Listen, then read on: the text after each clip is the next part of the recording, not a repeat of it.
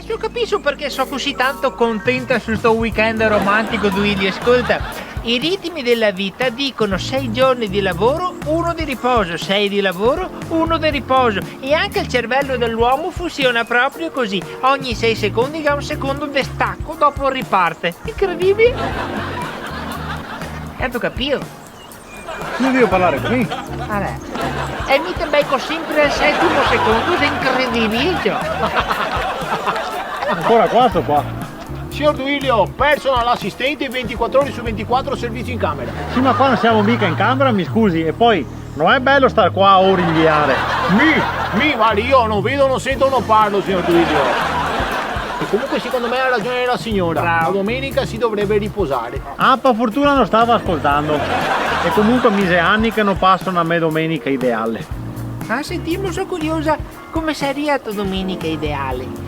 A me domenica è perfetta.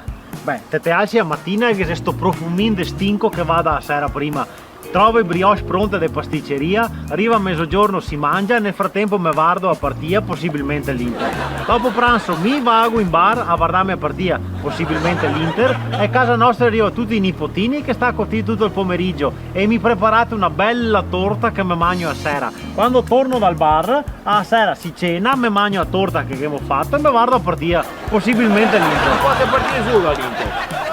Quindi se ho capito bene, la tua domenica ideale è che misco spegnattare stinco dal sabato sera e a domenica mattina vado a torta e brioche, vado a mangiare il pranzo della domenica muta perché che sia partita possibilmente l'Inter, dopo arriva a smarmaia del nevodi e vado a mettermi a spignattare a fare la torta con iori tutto il pomeriggio finché il signorino quasi in bar e a sera se mangia la tortina e se guarda un'altra partita finché mi netto a cucina e smerdata le manine dei nevodi. Ah?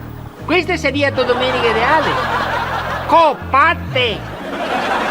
Ecco, vede signor Dianeo, questa femmina non mi ama altro. Questa femmina non sa più cos'è l'amore nei confronti del suo uomo.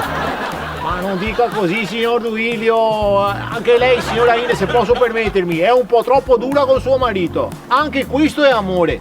Si ricordi? L'amore non si nega mai. Te hai ragione. Ma cosa fa?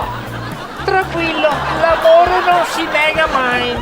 Signor Duilio, multa! Non si entra in acqua senza cuffia.